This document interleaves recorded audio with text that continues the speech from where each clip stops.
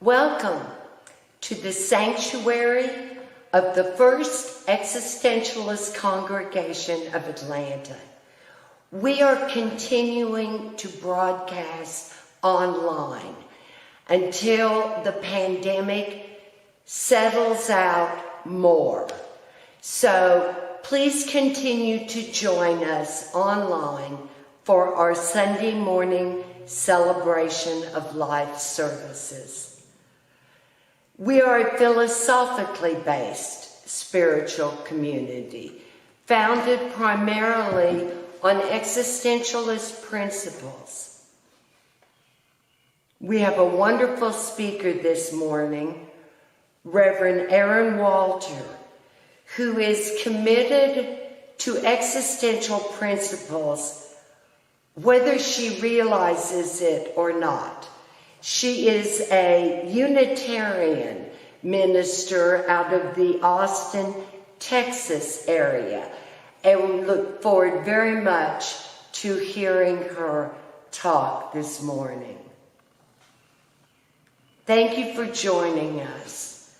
The opening words are one of my favorite poems from Robert Frost, The Road Not Taken.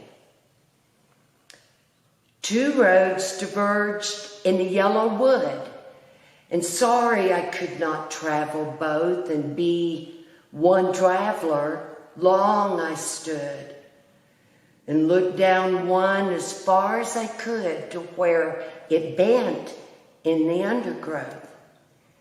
Then took the other, just as fair and having perhaps the better claim, because it was grassy and wanted wear, though as for that, the passing there had worn them really about the same. And both that morning equally lay in leaves no step had trodden black. Oh, I kept the first for another day. Yet knowing how way leads on to way, I doubted if I should ever come back. I shall be telling this with a sigh somewhere, ages and ages hence. Two roads diverged in a wood, and I took the one less traveled by, and that has made all the difference. Thank you, Robert Frost.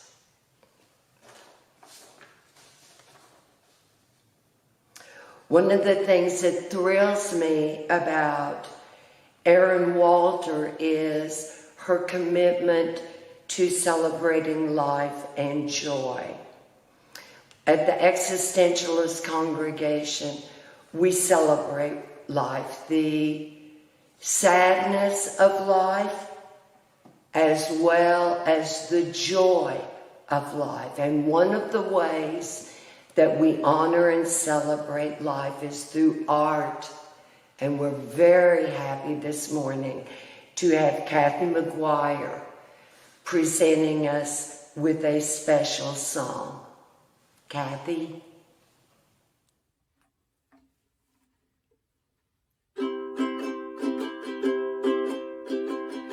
El río fluye al mar, el océano a la tierra va, y en la tierra corren las criaturas de Dios, y el suelo las bautiza. The river runs to the sea,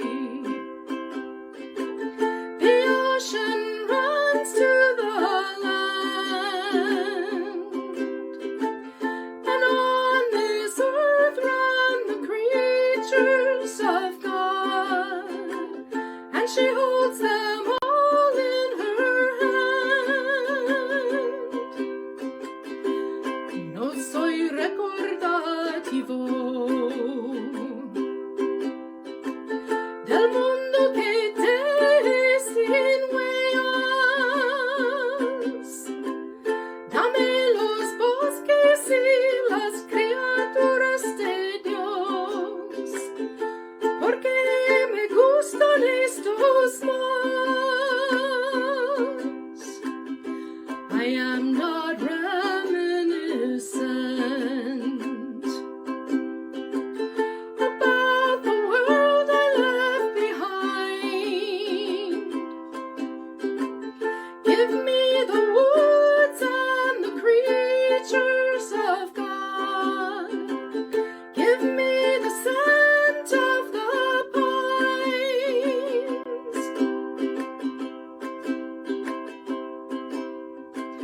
Mis días se hacen pocos. Moriré en un momento. He sido buena con las criaturas de Dios. No lamento mi pasado. My days are numbered at best. I will soon breathe my last, but I've been good to the creatures of God. I cannot regret my past.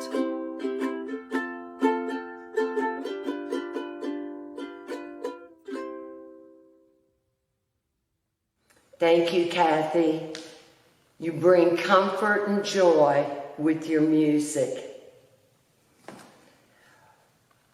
Turning to Erin Walter, Reverend Erin Walter, describes herself as a community minister, an activist, and a musician. She does what she calls joy practices. And she has these music and dance ministries online. And they can be found at her website. And Patton is here with me doing the recording. And maybe we can put up Reverend Walter's website notation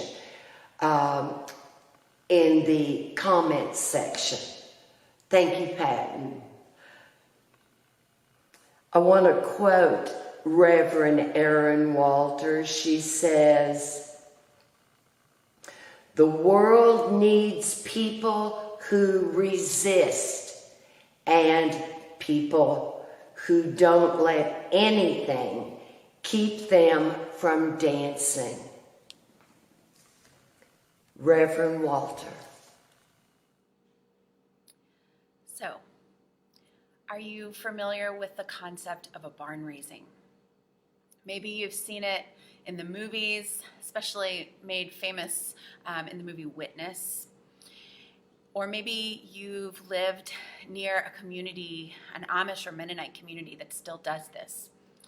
But a barn raising, or historically called a raising bee, describes a collective action of neighbors coming together to literally raise a barn. This practice of years past was a community event that was not to be missed. And according to Wikipedia, men worked, women supported and fed, and children played. Now, I'd like to envision a more genderful and gender-inclusive image of a barn raising where whatever your gender, your age, you could participate as you saw fit and as your talents and gifts called you forward. But that was the tradition of the time. It's a lost art today for the most part, again, with the exception of the Amish and the Mennonite communities. But even if we're not raising a barn, there are still many projects, Wikipedia says many farm projects, that can bring people together in a similar way. Well, there are many projects, however you live, wherever you live, that can bring people together like a barn raising. And that's a little bit of what we're going to talk about today. Because of this long year plus of pandemic living, pandemic isolation for many of us, the idea of bringing everyone together to do something, to build something, a big crowd, might produce a little bit of anxiety. It might be hard to even imagine. Even for those of us who are the most extroverted and community-minded, it's been a long time since we did anything even like a metaphorical barn raising. But I also think that having church during this pandemic virtually has been its own kind of barn raising. We've been learning how to build and keep something together. So I want to share with you a story of a kind of barn raising. It comes from Sheila O'Malley, a writer on Twitter. Her handle on Twitter is @SheilaKathleen. Sheila writes, "The year after my dad died was so bad, I don't remember 90% of it. I moved to a new apartment and was unable to unpack. For months, I was ashamed I couldn't unpack. How can you be unable to unpack?" she writes. She says her good friend David, that she had known since high school, knew she was struggling, and he felt helpless about it. He would say, "You are loved, we need you." And Sheila says, "I would think, doesn't matter, but thanks." So David took a risk. It could have ended badly, Sheila says. She could have lashed out. She could have been really offended. But David sent an email to a group of local friends without telling Sheila and said this: "Sheila is struggling. She needs our help. Let's all go over there and unpack her apartment for her. Bring food. let's make it fun. I get a little choked up reading that because I can imagine any of us needing to do that for each other. And I know people in this pandemic in particular whose depression and anxiety and health, mental and physical, have stopped them from taking care of themselves in the way that they want to. And we have needed to find ways to help, even with masks and with COVID and all of this. So this ask, let's go unpack for her, bring food, let's make it fun. This did come before the pandemic, so that's not a factor here, but it's still very moving to me just to read that. And I like that, bring food, let's make it fun. Sheila writes, at the end of the night, I looked at my friend's husband, a quiet, taciturn guy who drives a tugboat on the Hudson. Practical man of few words. I just looked at him, speechless, not knowing how to say thank you, especially to this tough guy, she says. And he looked at her, saw that look and understood what was behind it, she says. And he said, listen, baby, what we did today was a barn raising. It was. They swept, a group was playing. They laughed.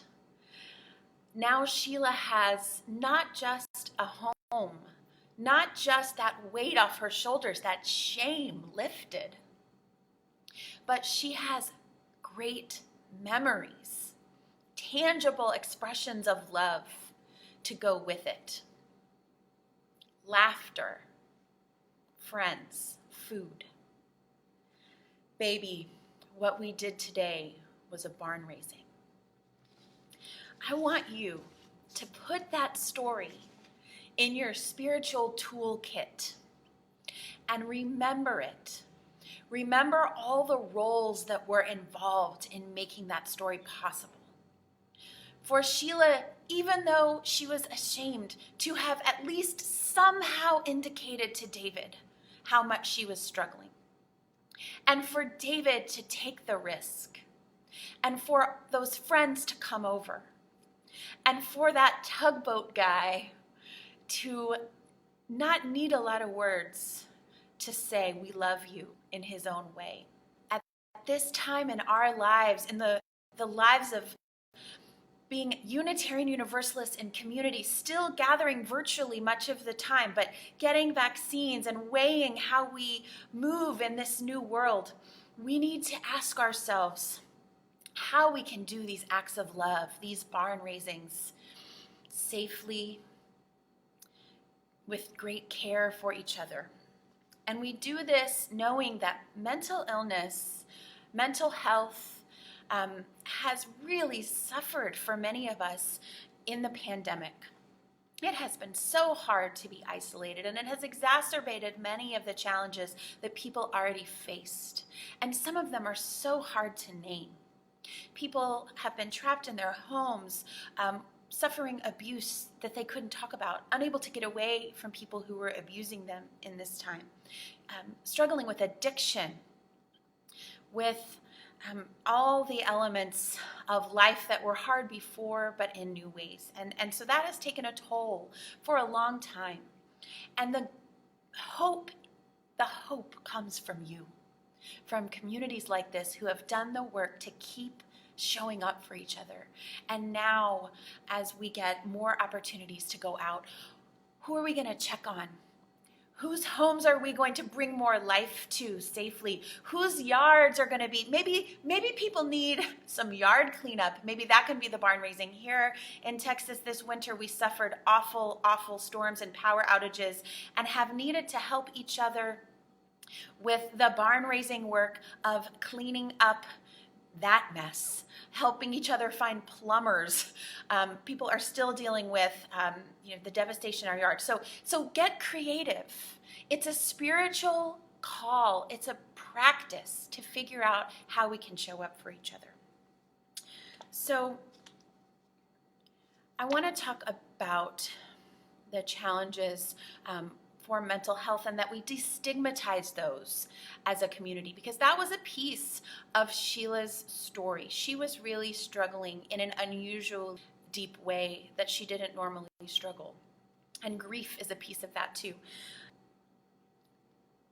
Our churches need to be places where we talk about mental health and mental illness, where we lift shame by naming things. And so one of the things that I want to do before I tell you some more stories and we talk about resources for mental health and community care, I want to share with you some of the elements of mental illness and mental health struggles that are present for me in my life, either personally or in my immediate circle of what I would consider family.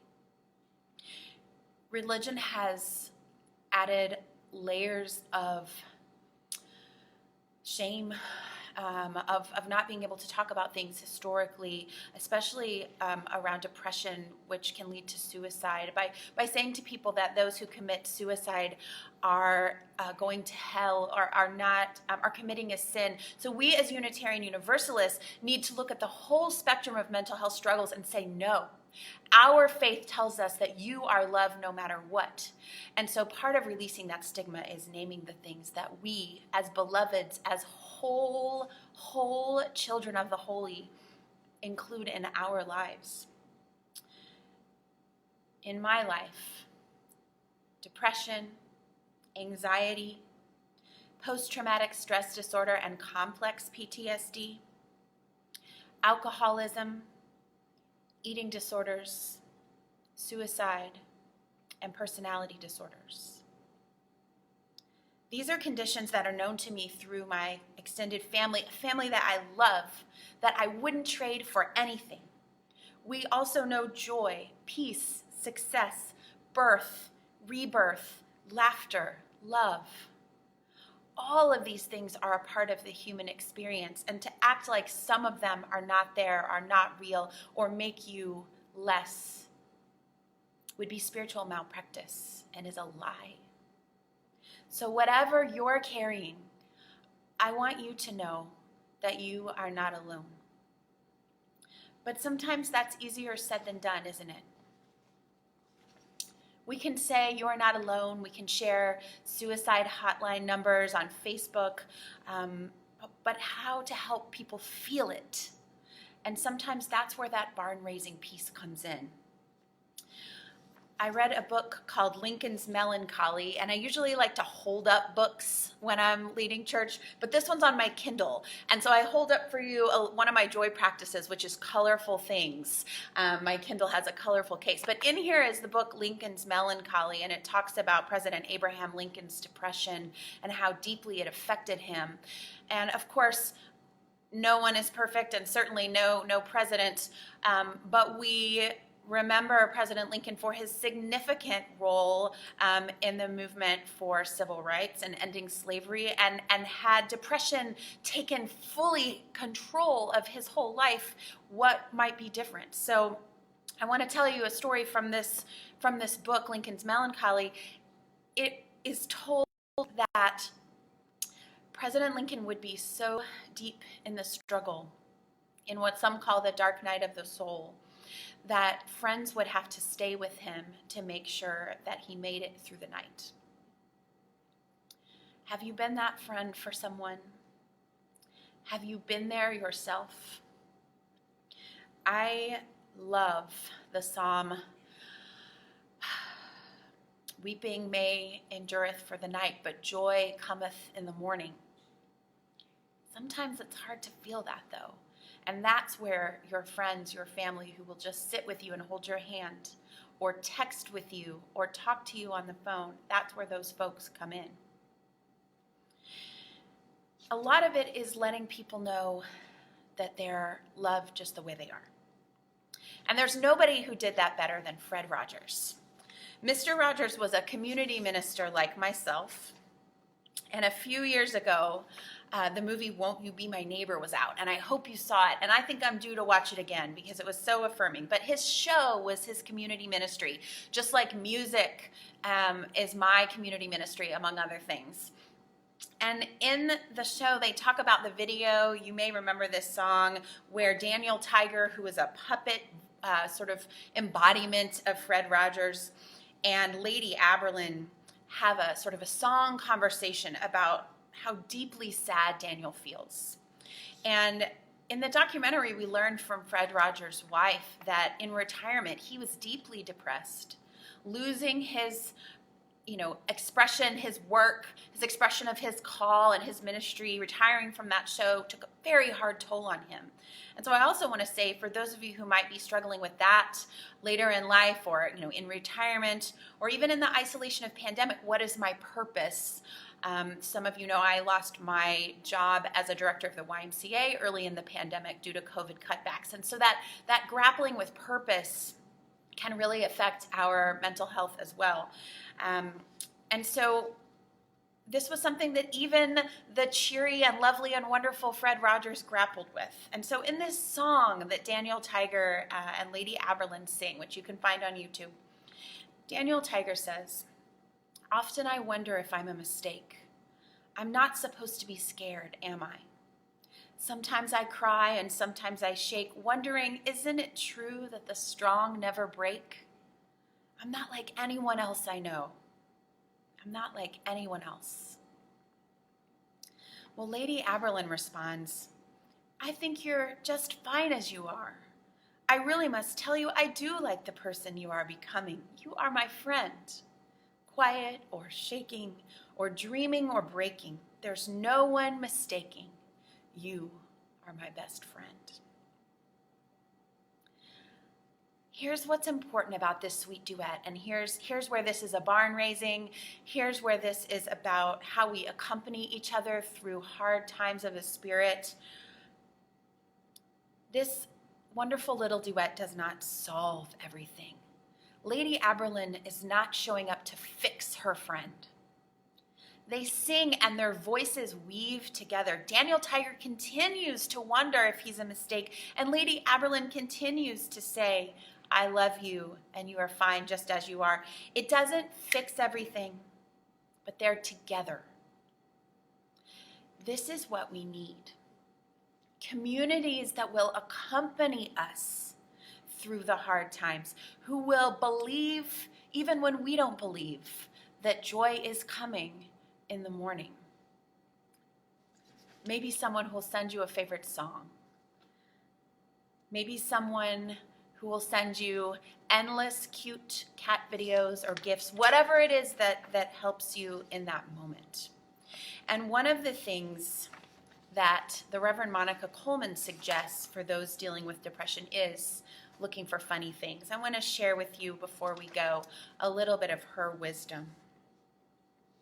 She has a wonderful book called Not Alone, and it offers 40 days of devotions on depression. So there's Reverend Monica Coleman and her book to accompany us in a short amount of time. Very short chapters that can be read in a couple of minutes. When you're struggling, I don't always, in fact, I almost never have the energy when I'm struggling for something heavy and long. So just these short devotionals that give you questions to ponder and journal over. Questions like, who in your life can handle your truth? And what songs express how you feel? She describes depression as making her believe things that are factually untrue. She says it makes her believe that no one loves her. That's what Daniel Tiger was saying, that no one really knows her, that no one sees who she really is, and she becomes emotionally paralyzed. There is Sheila Kathleen, paralyzed about unpacking her apartment. She says she just becomes exhausted and lonely because it takes so much energy to show up in her work life or anywhere in life pretending that she isn't miserable.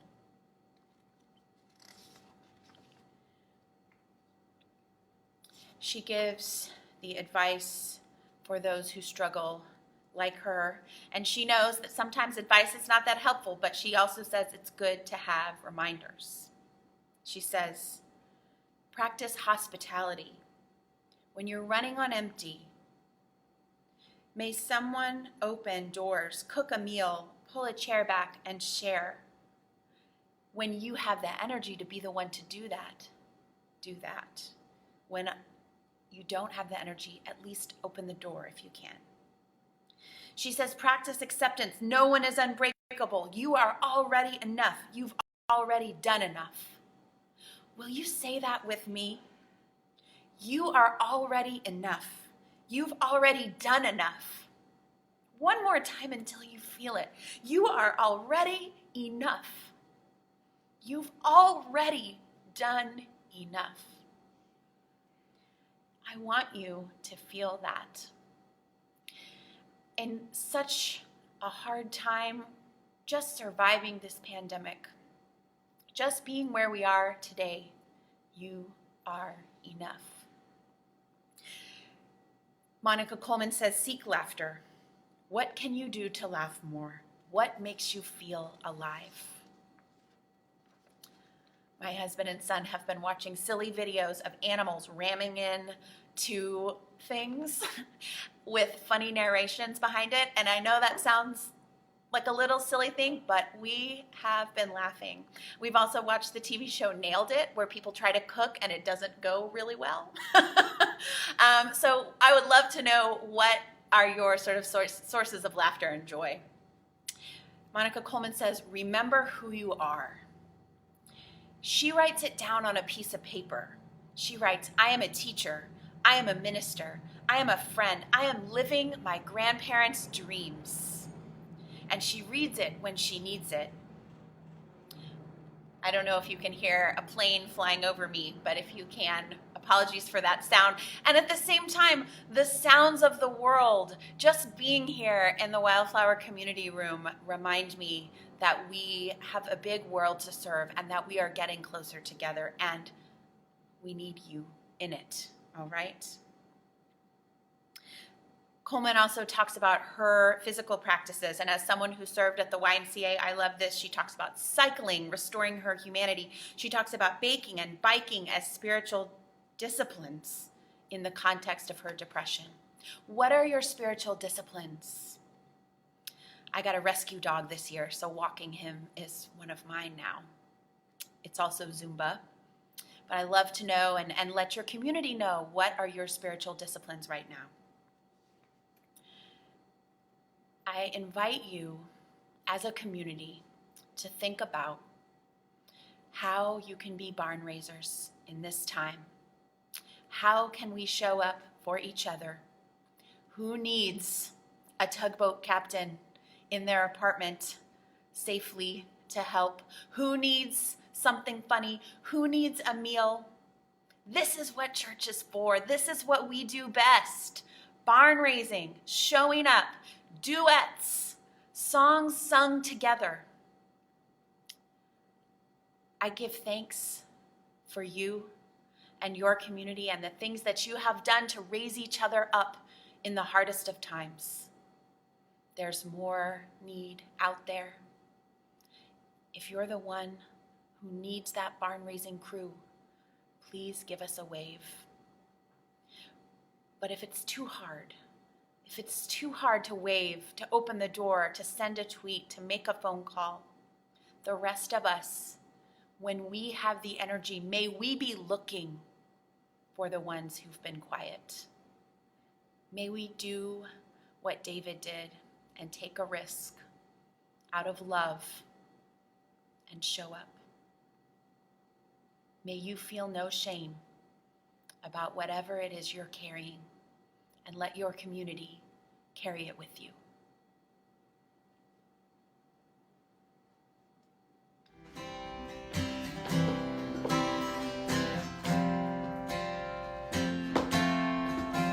You have all the time in the world for everybody else, and it kills you to save some of it for yourself. The loving heart for those who aren't around. What if you gave it to those who hold their ground?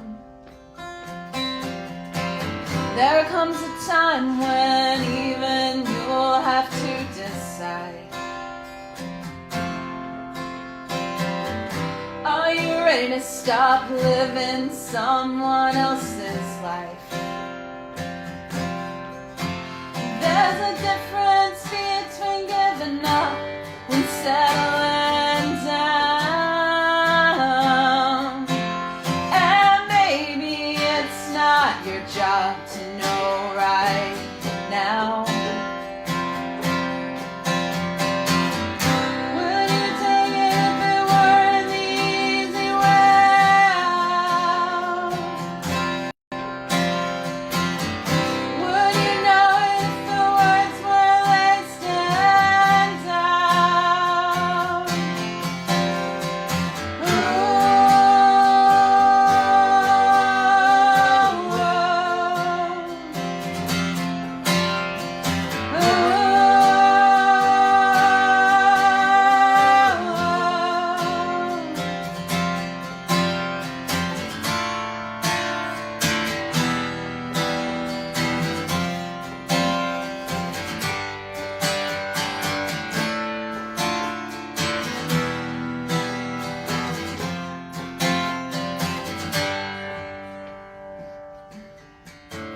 You have all the time in the world for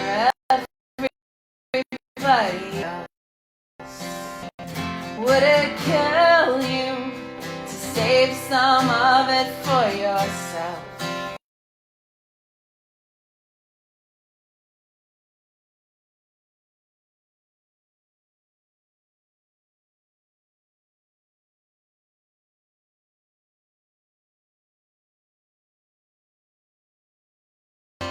Love your for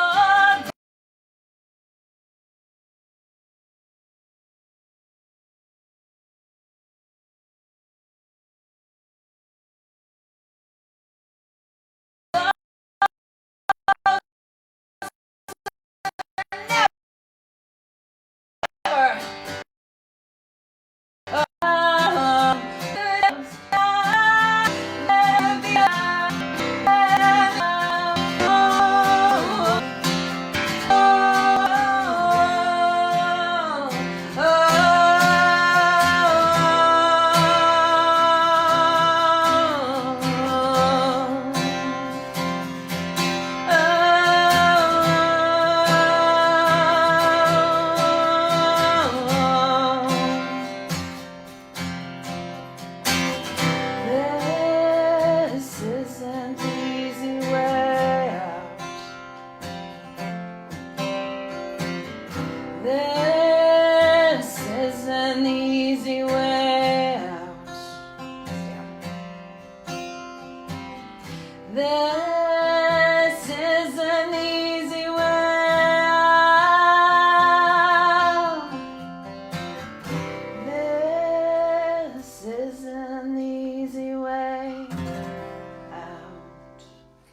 Thank you, Reverend Walter.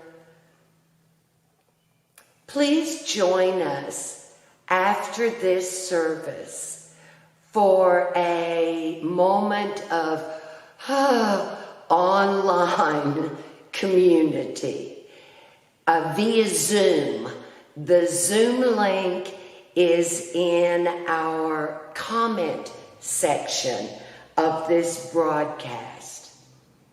And please join us next week, where Shelby Smith will be talking about her perspective on motherhood and Mother's Day.